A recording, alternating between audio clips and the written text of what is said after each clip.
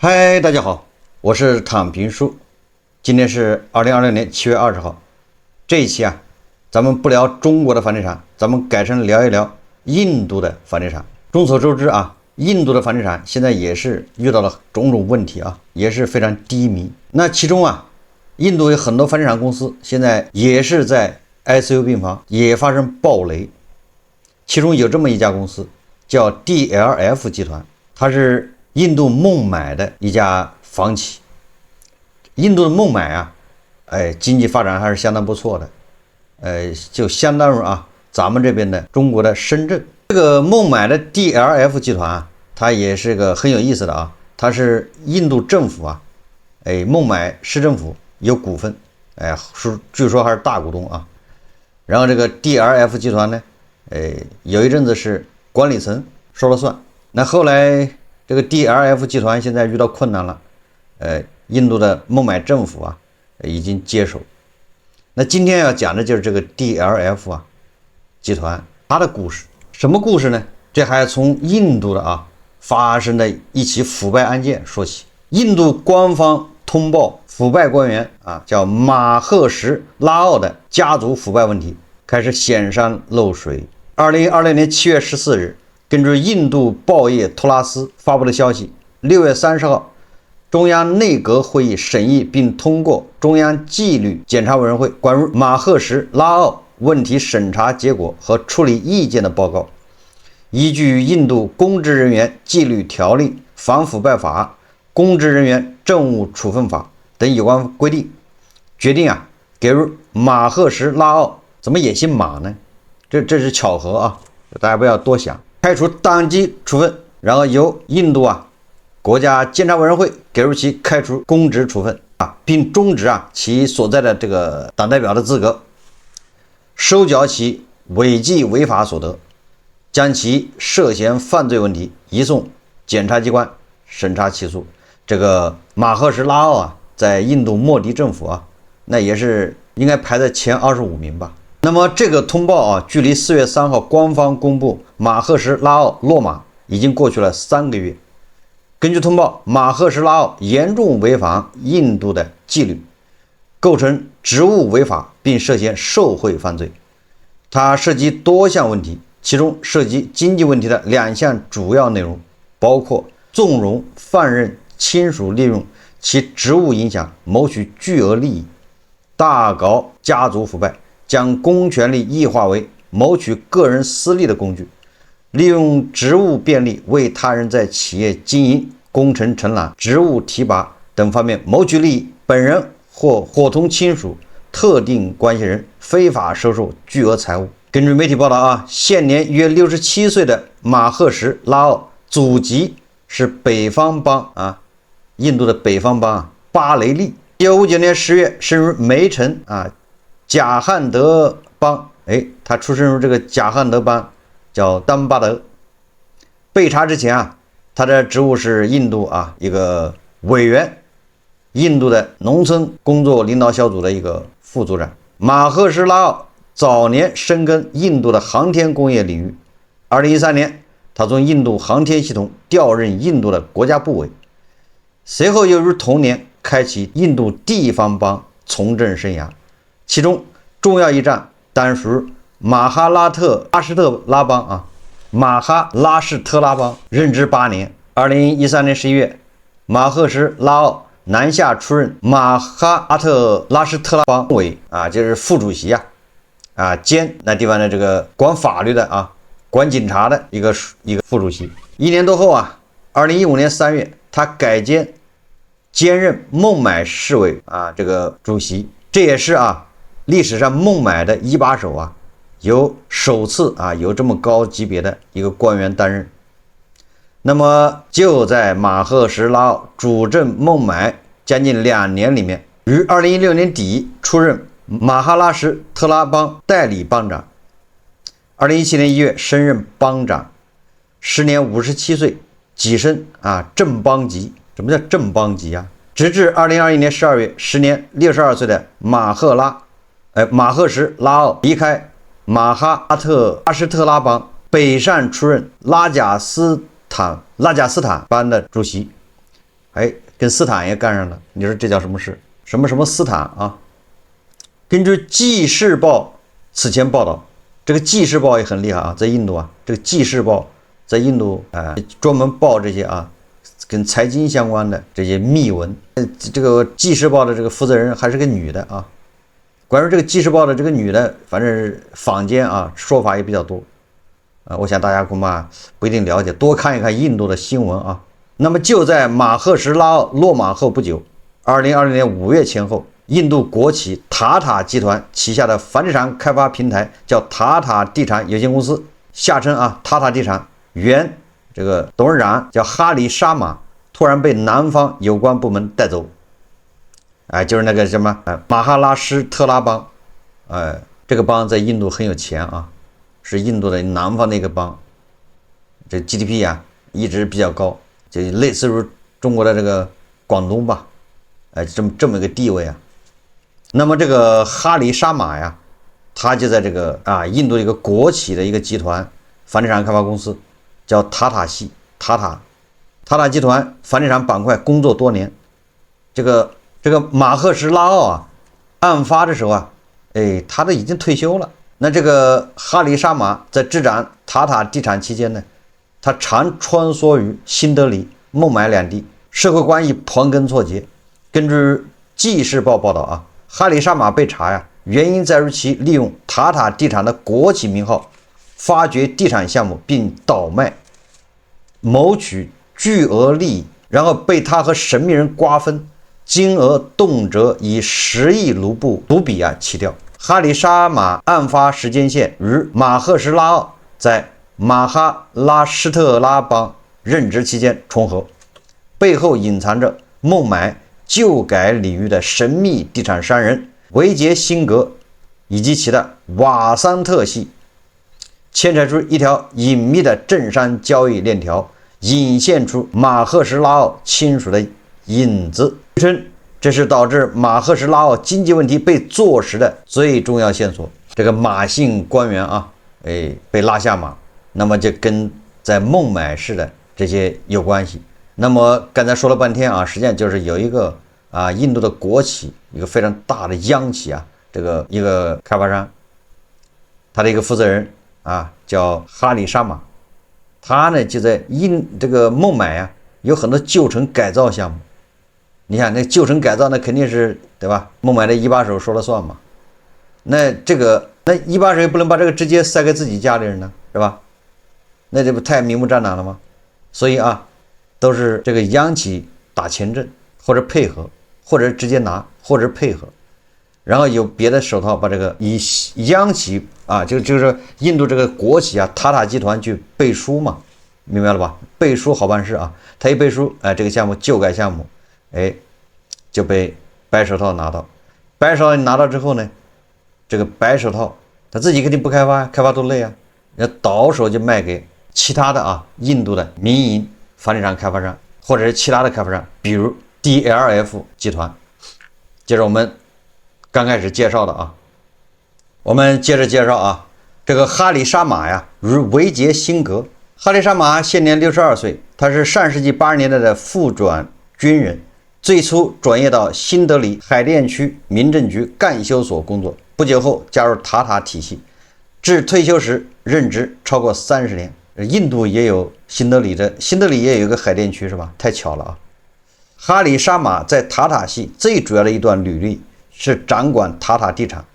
2013年9月，为了配合印度城镇化发展战略规划实施，塔塔集团成立塔塔地产，主营业务包括城市商业地产投资及运营管理。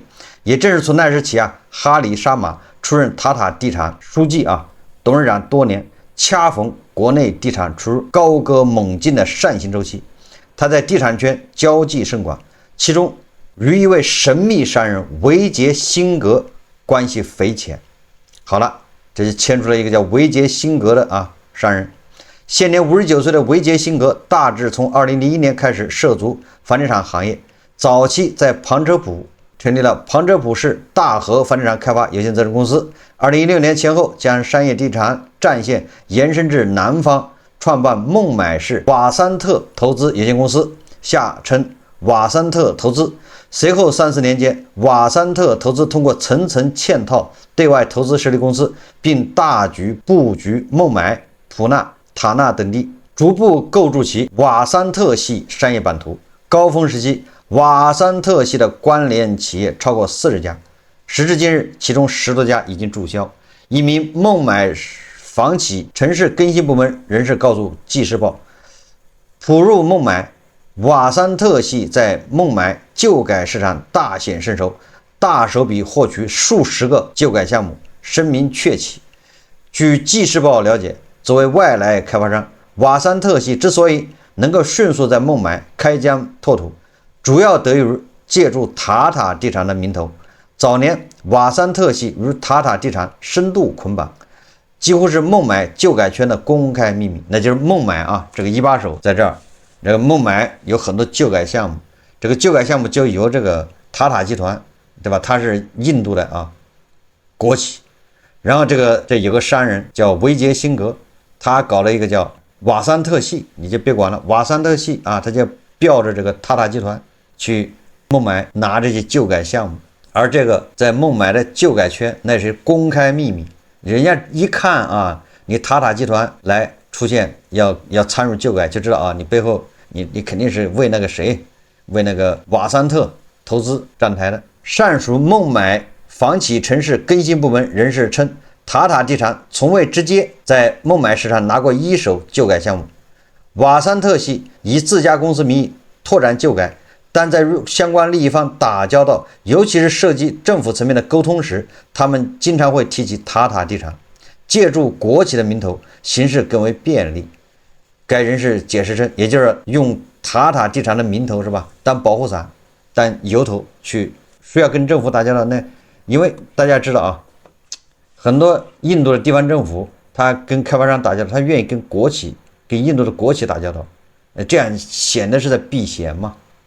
对吧？跟国企，那这样塔塔集团过去啊，一个操盘过多个旧改项目的孟买投资公司负责人也透露啊，说瓦山特系在外活动时，通常打着塔塔地产的旗号。那就问题就来了，那这个瓦山特系又是干啥的呢？那个塔塔集团那是印度的国企是吧？跟这个塔塔集团有关系的叫瓦山特系，那瓦山特系又跟谁有关系呢？瓦山特系背后，从穆克沙到曼尼什沙，就是两个人啊。孟买市星火新腾置业有限公司，下称孟买星火新腾置业，是瓦山特系绑定塔塔地产的关键纽带。这家公司由瓦山特系和塔塔地产合资，在瓦山特投资诞生次月，即2016年9月成立。瓦山特系合计持有孟买星火新腾置业60%的股权，塔塔地产持有剩余的40%股权。起初，该公司董事长为曾在多家瓦山特系公司任职的阿杰库马尔。2017年4月，哈里沙马取代阿杰库马尔成为新的董事长。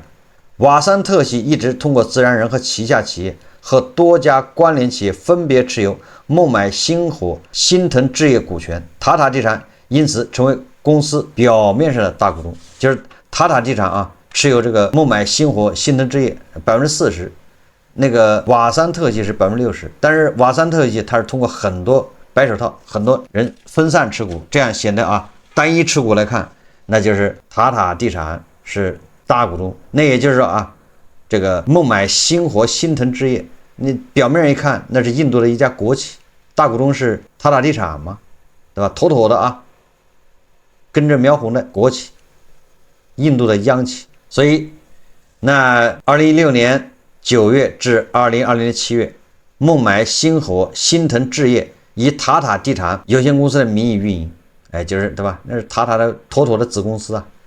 对外亦始终自称是塔塔集团的成员企业。房地产行业于2021年3季度爆发流动性危机，那怎么太巧了啊？也是3季度，2021年9月份呢，他们也有个房企暴雷啊。曾经出手阔绰的瓦山特投资未能幸免。据全国企业破产重整案件网信息网披露，2025年12月底，孟买中院裁定宣告瓦山特投资破产。瓦山特投资持有17家关联公司股权亦早已被法院查封。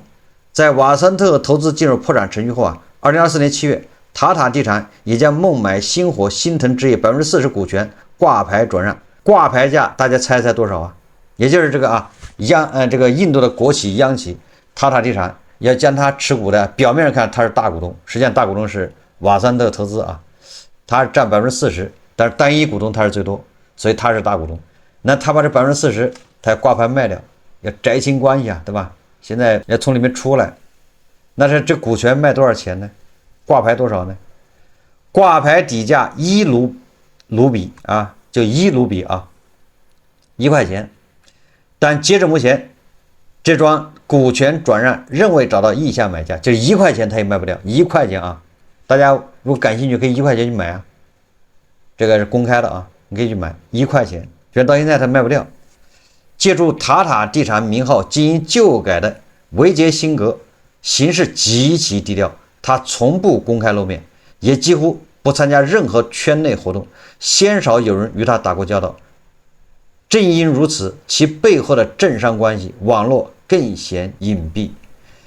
维杰辛格曾在2017年10月设立了孟买市前海中盛投资合伙企业有限合伙啊，就是孟买前海中盛，后于2021年8月注销。你看，都在那个印度那家房企爆雷之前啊，人家都嗅到了风声啊，早早撤出或者注销啊。存续期间，注册地址与孟买前海致富金融控股集团地址一致，后者公司主席为穆克什沙。你看啊，穆克什沙和这个维杰辛格两个人就搞到一起了，串起来了啊。据《纪事报》了解，穆克什沙曾多次联合新德里展银兴业信息科技有限公司、新德里展银兴业啊董事长曼尼什拉奥向贾汉德邦的叫丹巴德捐赠物资与钱财。大家记得吧？刚才那个姓马的高官啊，也在这叫什么贾班德邦丹巴德那儿出生的嘛，对不对？那就给老家捐物资钱财啊。新德里展银兴业2023年5月注销，而曼尼什拉奥正是马什拉奥的胞弟啊，所以这个曼尼什拉奥是马什拉这个马姓高官的弟弟啊，亲弟弟。那亲弟弟的公司叫什么呢？叫新德里展银兴业。他是董事长吗？而这个穆克什沙呢，那显然就是曼尼什拉奥的，对吧？这个生意伙伴合伙人，他成立的叫孟买前海中盛。有这层关系在，或能理解为何瓦山特系过往融资合作名录上，塔纳国资会现身其间。后来法院申请对瓦山特投资进行破产清算的主体为债权人塔纳汉盛科技股份有限公司。塔纳汉盛啊，就是一家国家高新技术企业，第二大股东为塔纳国资、塔纳航空全资子公司塔纳市联盛资产托管有限公司。这个塔纳呀，在印度啊，它的地位在印度的这个经济状况发展水平，就相当于这个咱们广东的珠海。塔纳航空城还在2020年入股了撒哈拉集团一家核心供应商。在撒哈拉集团出险之后啊，这个撒哈拉集团就是2021年9月爆雷的那家企业，叫撒哈拉集团呐。这笔投资巨亏，2020年3月下旬之后，多名塔纳官员落马。马哈拉施特拉特邦的政协副主席、塔纳市委原书记戈帕尔纳伊尔就是其中之一。这个戈帕尔纳伊尔曾在马赫什拉奥兼任孟买一把手之后啊，出任孟买市委秘书长，也就是这个戈帕尔纳伊尔啊，他实际上是那个马姓高官的秘书，孟买市委的秘书长，然后去塔纳当一把手去了。那么他在塔纳当一把手，那塔纳的很多国资啊，那就参与这个马姓高官的胞弟，对吧？那些旧改项目或者是白手套运作，就这个意思。那么这里面又扯到了，对吧？2021年9月爆雷的那个叫撒哈拉集团。这个听起来有点累啊，但是我跟你说啊，要不然你听不着，知道吧？只有这么说，这才能听得着啊。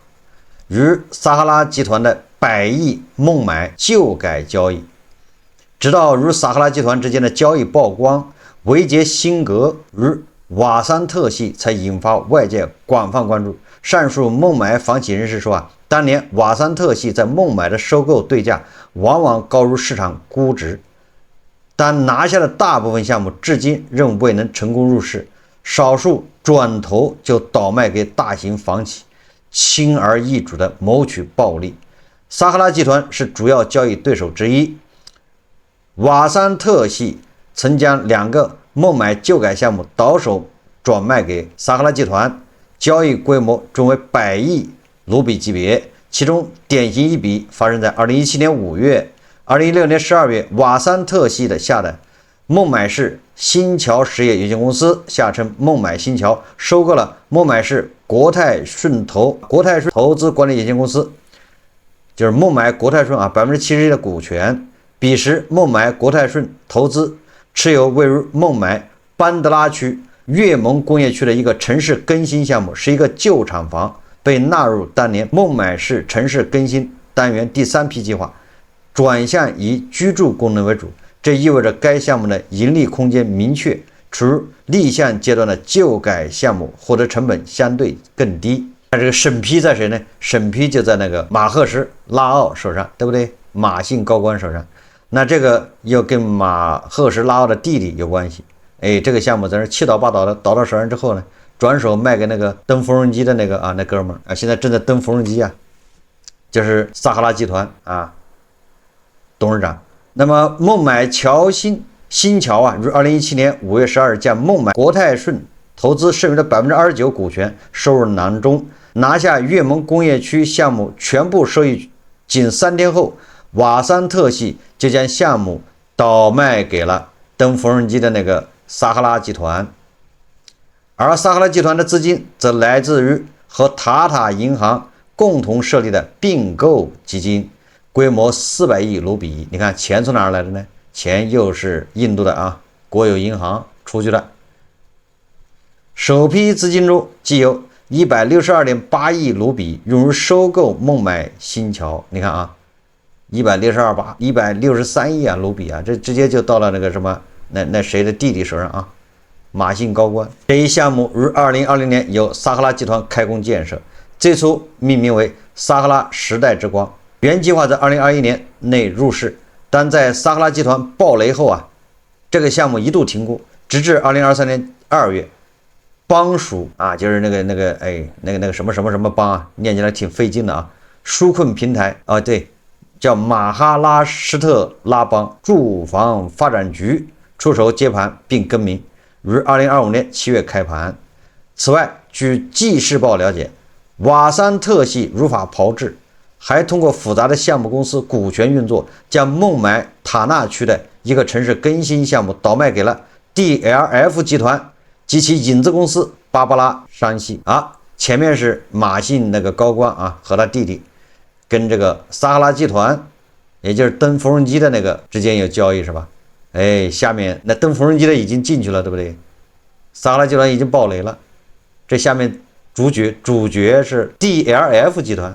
这 DLF 集团我们前面介绍了对吧？大家可以再回头听一下这 DLF 集团是谁然后 DLF 集团在外面也设了很多影子公司这个 DLF 集团它不是有什么员工跟投吗？对吧？什么就是这不有很多这个印度的这个开发商不是举报 DLF 集团吗？他们的高管什么对吧？什么中饱私囊是吧？所以他们有个叫芭芭拉山系在两者的业务往来中，塔塔地产形势更为高调，直接出手帮助瓦桑特系争取旧改项目。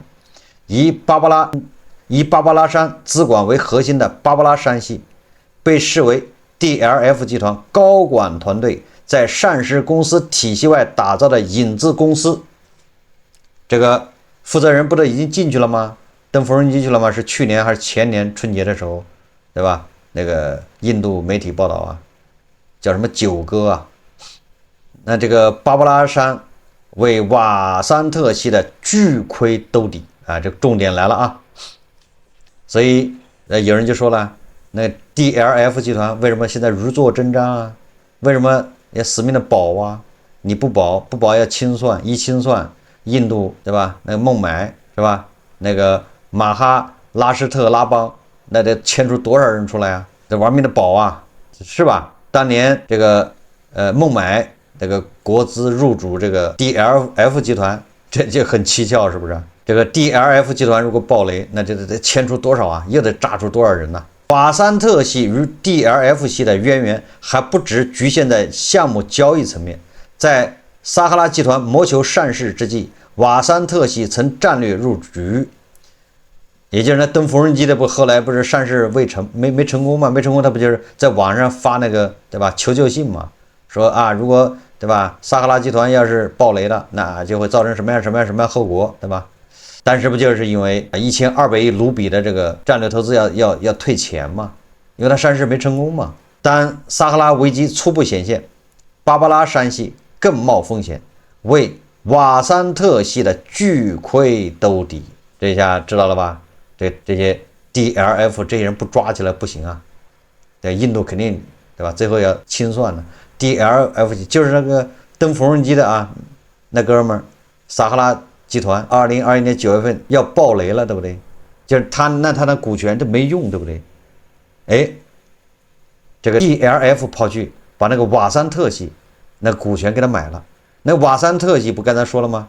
对吧？跟那个马赫什拉奥是吧？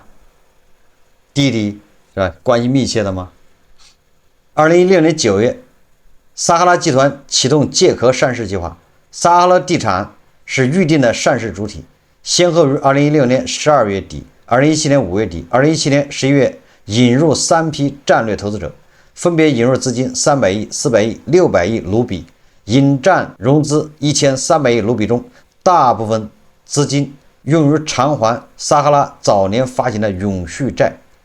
3批战略投资者合计持有增资后撒哈拉地产 36.54% 的股权，这些战投包括金融机构、地方国资以及诸多撒哈拉地产供应链合作企业。撒哈拉方向战投做出业绩对赌和回购补偿承诺，这个大家都知道啊，应该听说过。孟买市奇祥投资有限公司，下称孟买奇祥投资，出现在第2批战投名单中。2017年5月，该公司向撒哈拉地产出资50亿卢比，3轮增资后啊，孟买奇祥投资持有撒哈拉地产约 1.6% 的股权。孟买奇祥投资股东为孟买市星海投资有限公司。在2021年6月之前，这家公司一直由瓦桑特系持股。你看啊，就瓦桑特系实际上也是通过各个子公司向这个撒哈拉集团投了50亿占有 1.6% 的股权。那么2020年11月公告时，撒哈拉借壳上市的计划梦断。为了缓解回购压力，阿尼尔安巴尼就是那登缝纫机的说登缝纫机的恐怕大家能记得住啊，这个印度人名字不好记。阿尼尔安巴尼亲自出面，2020年9月就张罗了一场与战略投资者的补充协议签字仪式。彼时瓦桑特系一度同意将战投转股，就是债转股啊。然而在撒哈拉正式爆雷之前3个月，2021年6月，瓦桑特系突然将孟买星海投资公司的全部股权转让给孟买市陈药投资咨询有限公司，就是孟买陈药投资啊。而孟买陈药投资正属芭芭拉山系，就是 DLF， 对吧？就是现在这个大家都认为他要爆的那个企业的。你说那个撒哈拉那登缝纫机的哥们那马上就要爆雷了，对吧？那个人家都是在那儿要跑，这个 DLF 居然跑去接盘，你说为什么？这意味着这笔战投的风险敞口尽数由 DLF 接盘方背负，去接飞刀去了。替谁接飞刀呢？瓦桑特系得以顺利从此轮撒哈拉危机中全身而退，但撒哈拉投资就是撒哈拉资不抵债的缺口持续扩大。在公司爆雷后第4年，撒哈拉地产相关公司也破产。时至今日，撒哈拉地产股权价值近乎清零。孟买成药投资融入收购孟买星海投资公司的50亿卢比，实际上最后啊还是那个 DLF 这个集团背啊，则由 DLF 集团以合作方经营往来款项之名输血提供。那最后啊，最终穿透下去还是由 DLF 集团他提供的啊。那个这笔钱的50亿啊卢比，在 DLF 集团那个它也是上市公司啊，在它的财报上面，继承什么呢？继承合作经营方往来款项，而在 DLF 财报上体现为应他其他应收款。应收款就是要把它要回来，应收的要回来的，那跟谁要啊？根据财报，截至2025年末，在 DLF 其他应收款中，孟买成药投资的欠款规模位居前列，拖欠金额高达53.53亿卢比。DLF 已对这笔应收账款全额计提坏账准备。那所以说 DLF 去年赔800多亿，对吧？前年500多亿吧，2年1314亿。今年上半年又赔，对吧？150亿还是200亿啊？你说这钱在哪儿？赔哪儿去了 ？DLF 盈利受此拖累。2025年，该公司录得规模净利润亏损885亿卢比，亏损额同比扩大79%。上述坏账准备也在其中。2026年1月 ，DLF 这一阶段领军人物，DLF 这一阶段的领军人乌代科塔克在原总经理扎基尔侯赛因被查数月后，原总经理就是那九哥啊，就是好记一点了。被查数月后，在退职数日后失联。那个领军人物乌代科塔克前几年经常传他自杀嘛，对不对？要死要活，原来陷得这么深呢啊！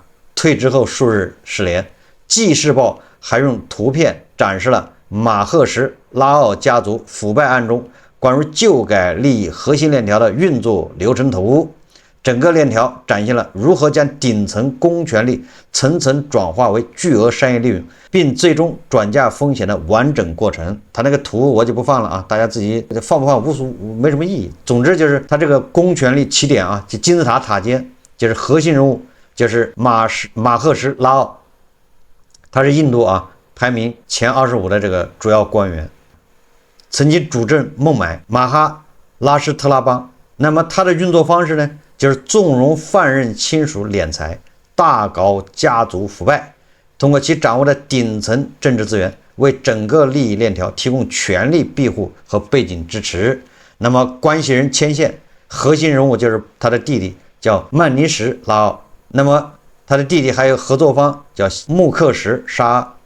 运作方式，二人的办公地址和神秘地产商维杰辛格重合，通过这层隐秘的关系完成对内对外的链接，从而牵引出具体的白手套人选。这具体的白手套呢？具体的白手套就是维杰辛格、瓦桑特系。运作方式呢，就是维杰辛格作为孟买旧改市场的神秘商人，因其背景深厚，平日从不公开露面。他负责在前台大手笔拿下数十个旧改项目，充当实际的资产操盘手，借国企拿地。核心人物叫哈里沙马塔塔地产。运作方式，瓦桑特系在外拿下旧改项目时，都是借用塔塔地产国企名头进行。通过哈里沙马的配合，维杰辛格与哈里沙马等利益相关方在幕后瓜分暴利，涉及金额动辄以10亿卢比起跳，低价拿地。拿地之后几天啊就到手，一转手就赚钱。接盘方那是谁呢？撒哈拉集团、DLF 集团等大型房企。运作方式，在低价获得旧改项目或囤积权益后，仅在数日内便加价转卖。例如，利用撒哈拉集团的100亿并购基金进行高价接盘。瓦桑特系借此成功在高位全身而退，将后续的暴雷与烂尾风险尽数转嫁给接盘的房企。权力亲属牵线，白手套借印度国企拿地，倒手套现。大家知道为什么啊 DLF 集团原创始人动不动就传言被抓？你说啊，陷进这么大的一个事情里面，他能没有风言风语吗？是吧？那个 DLF 集团的前董事长创始人，现在很低调啊，动不动在对吧街头理发$10，十卢比是吧？吃面条20卢比，然后谁要说他有事他就告谁，大家能想象到他的焦虑吗？能体谅一下吗？对吧？牵进这么大的事情，而这个事还没完呢，所以我相信啊，这个 DLF 这个事情还没完，后面一爆会牵出更大的雷啊，更多的人，更多的事。原来三好学生就是这样的，牛马终于知道啊，印度的牛马首陀罗，对吧？吠舍，终于知道他们为什么活着累了啊，他们的钱，对吧？他们创造的财富都被婆罗门刹帝利不知道以各种手段分走了。你说这赚钱多容易啊，对吧？倒个手几十亿卢比。你说牛马吠舍多罗骑着电瓶车，对吧？一单2块钱3块钱，人家这儿一刀手得多少亿？怎么弄呢？怎么弄呢？啊，这是关于印度的啊房地产，大家请勿对号入座啊，就是大家知道就行了。听完印度的房地产故事，那觉得印度的房地产那还有很大的空间嘛，对吧？还要往下走一走才行嘛。如果啊，印度的房地产一直高歌猛进，那撒哈拉集团它也还不会爆雷，不爆雷，那现在对吧？这些人马赫什拉奥说不定已经已经那啥了，已经去人家掀锅盖了啊。没事就知道吧，没事一到印度的节日，他就到人家去看看，然后掀锅盖。你说这叫你说这叫咋回事？好了，不多说了啊，就这么着。感谢大家收看，如果喜欢我的节目，欢迎点赞评论，谢谢大家。